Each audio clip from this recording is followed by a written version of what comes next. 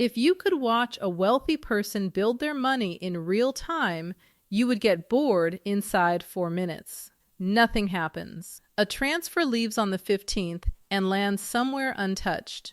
The statement arrives and gets ignored. Some dull index fund keeps buying shares whether the headlines are reassuring or terrifying. And the exciting money moves, the ones that feel like progress, are quietly draining the people making them. 12 habits do almost all the heavy lifting in American personal finance right now, and every one of them is dull enough to put you to sleep. Before we get into the list, look at where the country actually stands this year, because the numbers explain why the boring habits matter so much. Retirement balances just hit records. Vanguard tracks nearly 5 million workers, and the average 401k balance closed 2025 at roughly $168,000. That headline gets repeated everywhere. What almost never gets repeated is the median, which sat at about $44,000. Run that median through a 4% withdrawal rate, and it produces around $147 a month in retirement income. Not a year, a month. Meanwhile, 59% of Americans say they could not cover a $1,000 emergency out of savings, according to Bankrate's most recent emergency savings report. 27% have no emergency savings at all. Total household debt in the United States reached $18.8 trillion in the first quarter of 2026. Auto loan balances hit an all-time high of $1.69 trillion, and student loan delinquencies climbed to more than 10% of balances 90 days or more past due. So the picture is a country with record balances at the top and genuine fragility in the middle. And the gap between those two groups is not intelligence, and it is rarely income. It is a short list of unglamorous decisions repeated for years by people who never once described them as a strategy. Number 1. Automate the transfer so you only have to decide once. The single most reliable wealth habit in America is a scheduled transfer that leaves your checking account on payday without asking your permission. Nothing about it is interesting. Nobody has ever felt a rush of adrenaline setting up a recurring deposit.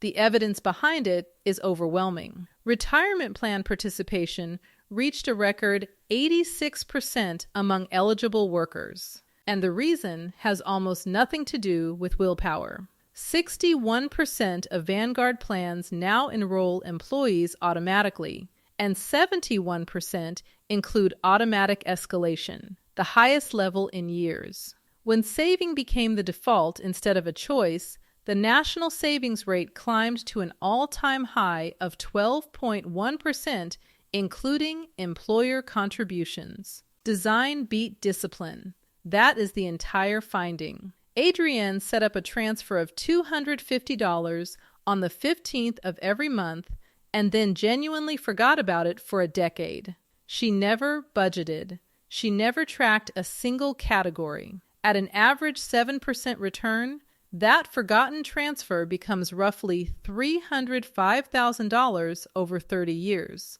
and about $656,000 over 40. The habit works precisely because it removes you from the decision. Every month you have to choose to save is a month you might not. Automation deletes the choice. And the timing matters more than the amount. A transfer scheduled for the day your paycheck lands never has to compete with anything, because the money disappears before it becomes spendable. A transfer scheduled for the 28th competes with everything that happened in the previous 4 weeks and loses often enough to matter over a decade. Number 2, take the entire employer match, every year without exception. Employer matching contributions have risen to a record average of 4.7% of pay. On a $60,000 salary, that is $2,820 a year that your employer has already agreed to hand you, on the sole condition that you contribute enough to trigger it. Skip it, and you have accepted a pay cut you will never see on a pay stub. Take it and invest it. And at 7%, that match alone compounds to roughly $286,000 over 30 years.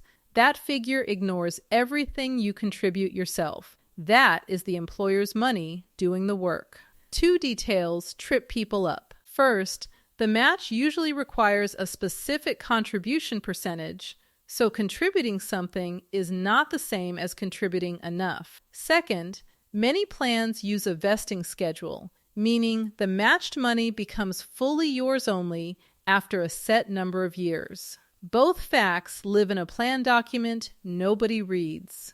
Reading it takes about 15 minutes, once. That 15 minutes is worth more per hour than almost any other financial activity available to a working person. One more thing worth knowing about matches this year. Beginning in 2026, if your wages exceeded $150,000 in the prior year, any catch-up contributions you make must go in as Roth money, meaning after tax. That rule affects a narrow group, but the broader lesson applies to everyone. Plan rules change quietly, and the people who capture every available dollar are the ones who reread the document once a year, rather than assuming last year's settings still fit. Number 3, raise the contribution rate every time your income rises. Here is the mechanism that separates people who retire comfortably from people who retire anxious, and it is so undramatic that it barely registers as a decision. When a raise arrives, the money quietly gets absorbed. Rent moves up a little. The grocery total drifts higher without anyone deciding it should.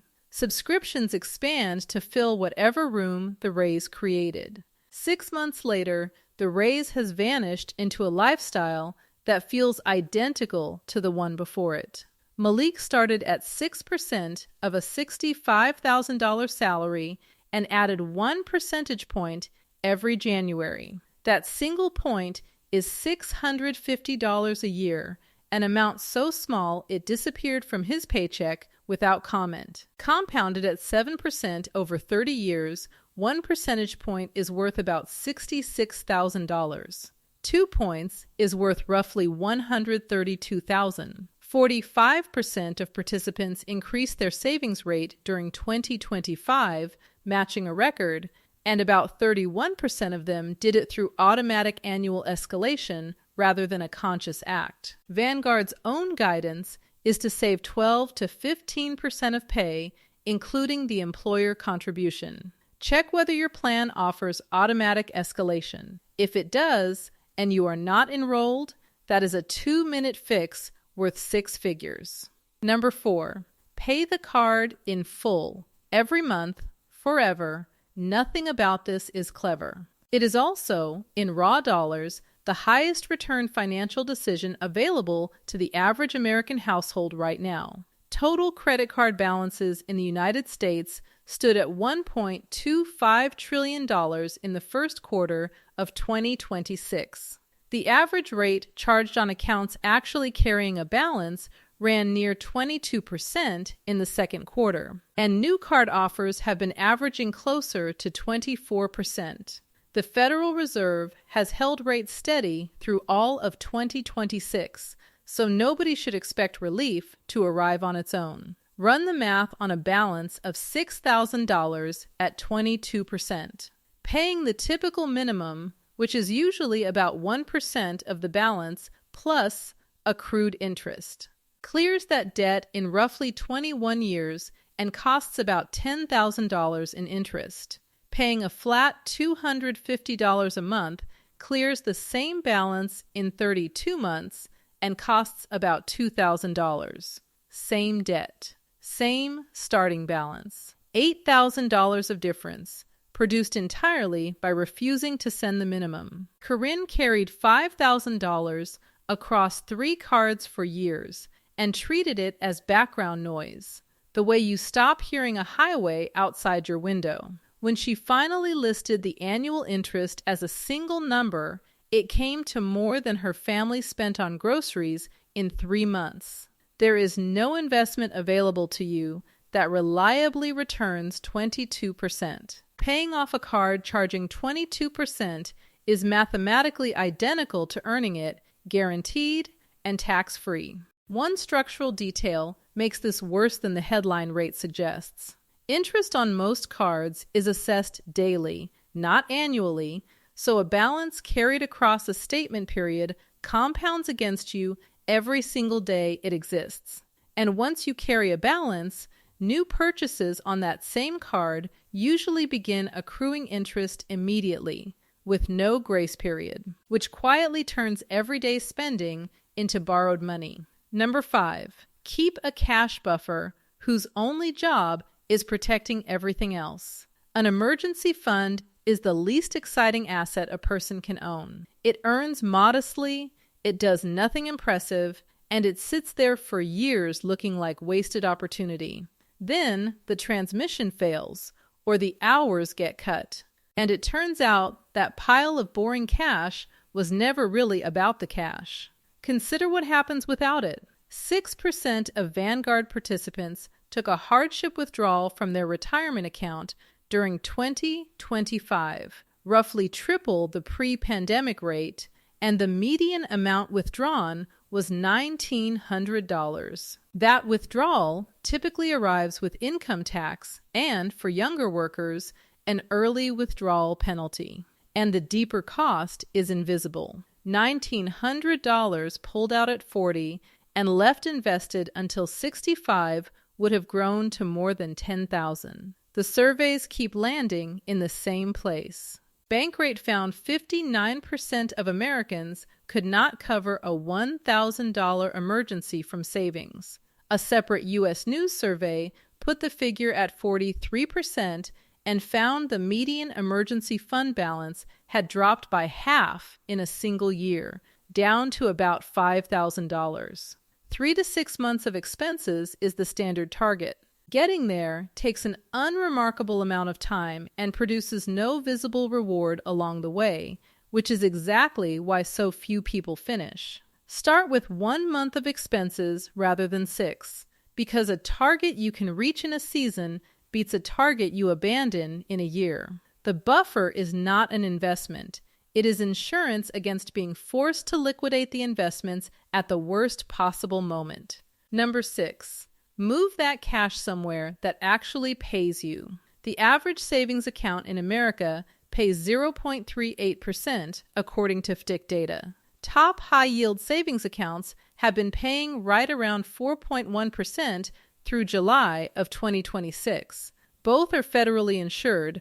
Both let you withdraw. The difference between them is a form you fill out one time. On $12,000 sitting for a single year, the high-yield account earns roughly $492. The average account earns about $46. Leave it 3 years, and the gap widens to roughly $1,500 versus $137. Inflation ran at 2.7% in June, which means the average savings account is quietly losing purchasing power every month while the high-yield account stays ahead of it. Terrence moved his emergency fund on a Sunday afternoon while half watching a game. 20 minutes of paperwork, no lifestyle change, no sacrifice, no discipline required. That single afternoon is now worth several $100s a year for as long as the money sits there. Number 7. Own the boring fund and look at what it charges you. Fund fees are the most underestimated wealth destroyer in personal finance, because the money never leaves your account in a way you can see. No line item appears on a statement. No charge shows up in a transaction history. The cost is quietly netted out of performance before anyone reports the number to you. It is subtracted from returns before the number is printed. Morningstar's 2026 fee study found the asset-weighted average expense ratio across American funds fell to 0.32% in 2025, less than half what investors paid 2 decades ago. Underneath that average sits an enormous spread. Index equity mutual funds carried an asset-weighted average of 0.05% last year. Actively managed United States equity funds averaged 0.58%, more than 10 times as much. Model $100,000 growing at 8% for 30 years. At 0.05% in fees, it becomes about $992,000. At 0.58%, it becomes about $856,000. The fee difference costs roughly $136,000, and you would never once see a withdrawal. The performance argument does not rescue the expensive option either. Over the 10 years through 2025, 31% of active funds in the cheapest quintile of their category beat their average passive peer.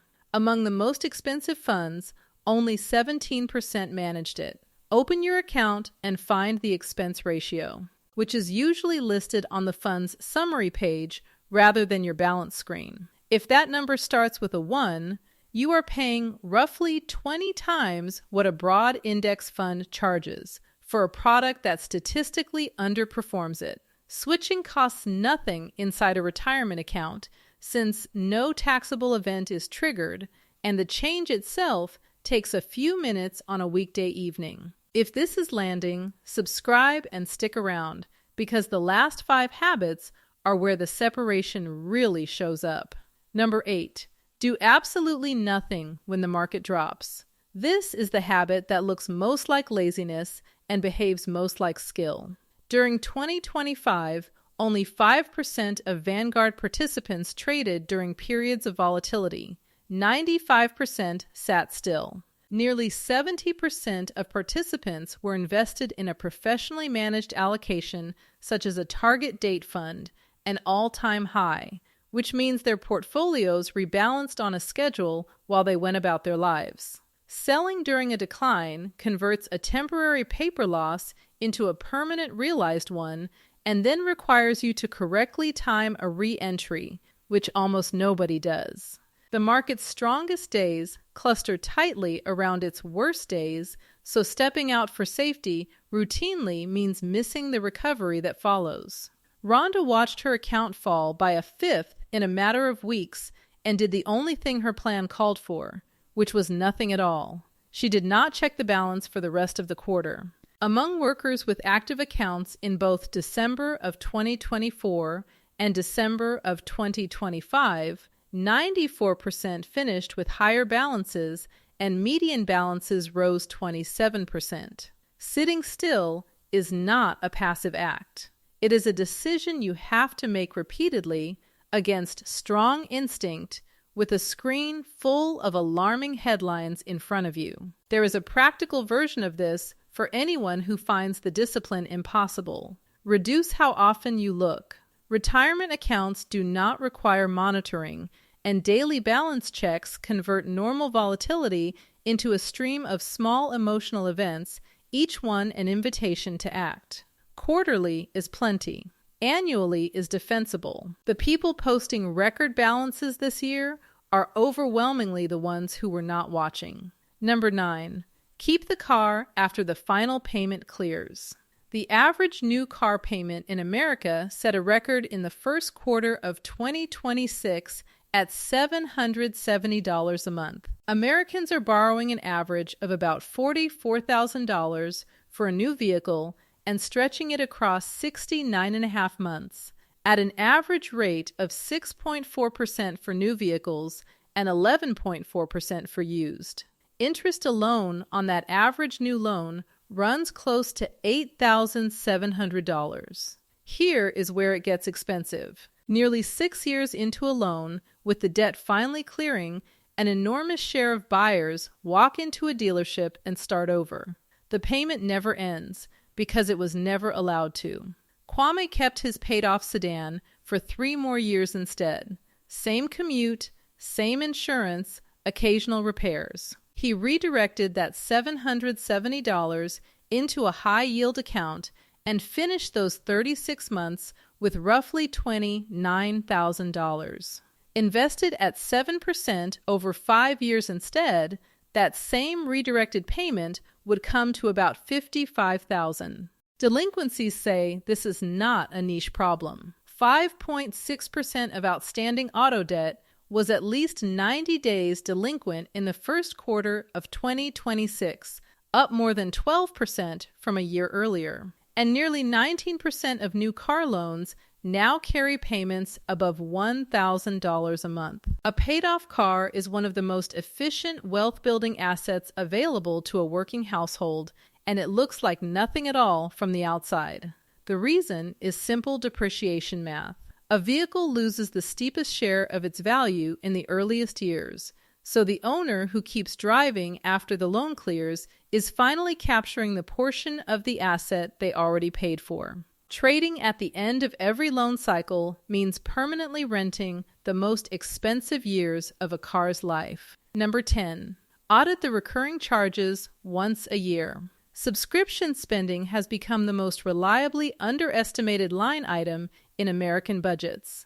Research from C+R and Resubs found the average American spends roughly $219 a month across about 8 active services, while estimating their own spending at $86. That perception gap runs near $133 a month, or almost $1,600 a year, invisible by design. A net survey published this month put average subscription spending at $111 a month, or $1,332 a year, up 23% from the previous year, with about $252 a year going towards services that are never used at all. Self Financial found that roughly 60% of respondents have at least one unused subscription running every month, averaging 2.6 of them. The structure does the damage. Small charges, spread across different dates and different cards,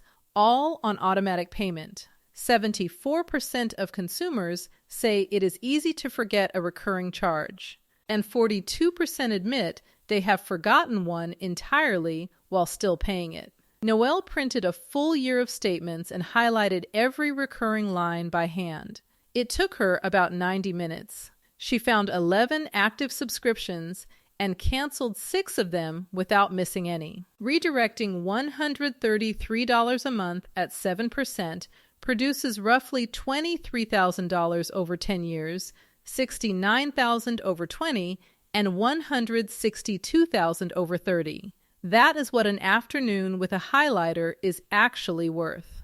Number 11. Treat the health savings account as retirement money. The health savings account is the most tax-advantaged account in the American system, and it stays obscure because it sounds like paperwork rather than investing. Contributions go in before tax. Growth inside the account is untaxed. Withdrawals for qualified medical expenses come out untaxed as well. No other account offers all three. For 2026, the contribution limit is $4,400 for self-only coverage and $8,750 for family coverage, with an additional $1,000 for anyone 55 or older. Eligibility requires a qualifying high-deductible health plan, which for this year means a deductible of at least $1,700 for an individual or $3,400 for a family. Almost everyone who has one uses it as a checking account for copays. The boring version works differently. You invest the balance, pay current medical costs out of pocket where you can, and keep the receipts. Those receipts stay reimbursable indefinitely, which means the account grows for decades while you retain the right to pull the money out tax-free whenever you choose. Contributing $4,400 a year at 7% produces roughly $191,000 over 20 years and about $297,000 over 25. And after age 65, non-medical withdrawals are simply taxed as ordinary income, which makes the account behave like a traditional retirement plan with a medical escape hatch attached. This matters more than it sounds, because healthcare is the expense most retirees underestimate by the widest margin. Setting aside a pool of untaxed money specifically for it removes the single largest wild card from a retirement plan. And unlike a flexible spending account, Health savings account balances never expire at year-end. The money is yours permanently, whether you change jobs, change plans, or change nothing at all. Number 12, let the income climb while the lifestyle stays flat. This is the habit the thumbnail was really about, and it is the one nobody posts. Take someone earning $65,000 who lives on $55,000. The gap available to invest is $10,000 a year. When income rises to $80,000 and spending holds at $55,000, the gap becomes $25,000. Income rose by 23%. Investable money rose by $150,000. Over 20 years at 7%, $10,000 a year becomes about $434,000. $25,000 a year becomes just over $1.08 million. Same person, same career, same city, separated entirely by what happened to spending when the raises landed. Otis got promoted twice in 4 years and kept the same apartment through both. His coworkers assumed he was struggling, he was accumulating faster than any of them, and there was no external signal of it whatsoever, which is precisely why the strategy survives. Restraint is uncomfortable in a way that no spreadsheet captures. Watching people upgrade while you hold steady feels like losing. The financial position it builds, though, eventually purchases something they cannot buy back with a higher salary, which is the ability to make decisions without the next paycheck deciding for you. And there is a quieter benefit that never shows up in the compounding tables. A household running on $55,000 while earning $80,000 is a household that can absorb a layoff, a medical event, or a bad quarter without touching a credit card. Flexibility is what the gap actually buys. The account balance is just the receipt. So look back at where we started, at the person whose money habits were too boring to watch for 4 minutes. Nothing about that routine will ever be interesting. The transfer leaves on schedule. Employer money gets captured in full. Every January, the contribution rate ticks up by a point nobody notices. The card gets cleared before interest touches it. Cash sits in an account earning 4%, while a cheap index fund quietly buys more shares every month, and the car keeps running long after anyone expected it to. None of it generates a story worth telling at dinner. All of it compounds. That is the actual trade. Excitement and wealth are competing uses of the same dollars. And every financial decision that feels thrilling in the moment is usually a withdrawal from the version of you that exists in 20 years. The frustrating part is that none of these 12 habits are secret. They are simply never taught.